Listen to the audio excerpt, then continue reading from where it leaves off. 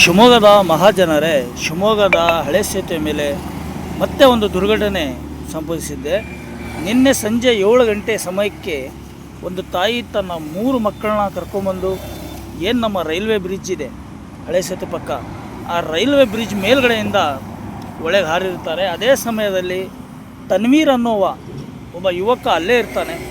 ಅವನು ನೋಡಿರ್ತಾನೆ ಇವರು ಹೋಗ್ತಾ ಇರೋದನ್ನು. ಇವರು ಬಿದ್ದಿದ ತಕ್ಷಣ ತನ್ವೀರ್ ಅನ್ನೋವ ಒಬ್ಬ ಯುವಕ ನೋಡಿದ ತಕ್ಷಣ ಓಡಿ ಬಂದು ಅವನು ಸಹ ಹಾರಿ ತಾಯಿ ಮತ್ತು ಒಂದು ಮಗುನ ಕಾಪಾಡ್ತಾನೆ. ಸ್ನೇಹಿತರೆ, 2 ಮಕ್ಕಳು ನೀರು ಪಾಲಾಗಿದ್ದಾರೆ. ಈ ನಿನ್ನೆಯಿಂದ ಸರ್ಚಿಂಗ್ ಕಾರ್ಯ ನಡೀತಾ ಇದೆ. ಈಗ ಬೆಳಗ್ಗೆ ಆದರೂ ಸಹ ಮತ್ತೆ ಸರ್ಚಿಂಗ್ ಕಾರ್ಯ ಆರಂಭ ಆಗಿದೆ, ಮತ್ತೆ ಹುಡುಕ್ತಾ ಇದ್ದಾರೆ. ಇನ್ನೂ 2 ಮಕ್ಕಳ ದೇಹ ಸಿಕ್ಕಿಲ್ಲ.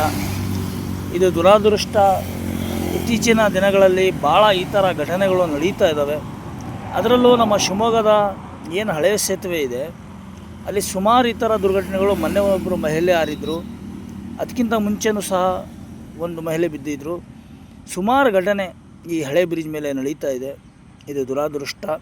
ಆದರೆ ಆ ತನ್ವೀರ್ ಅನ್ನುವ ಯುವಕ ಮಾಡಿರುವ ಈ ಒಂದು ಸಾಧನೆ ಇದೆಯಲ್ಲ, 2 ಜೀವವನ್ನು ರಕ್ಷಿಸಿದ್ದಾನೆ.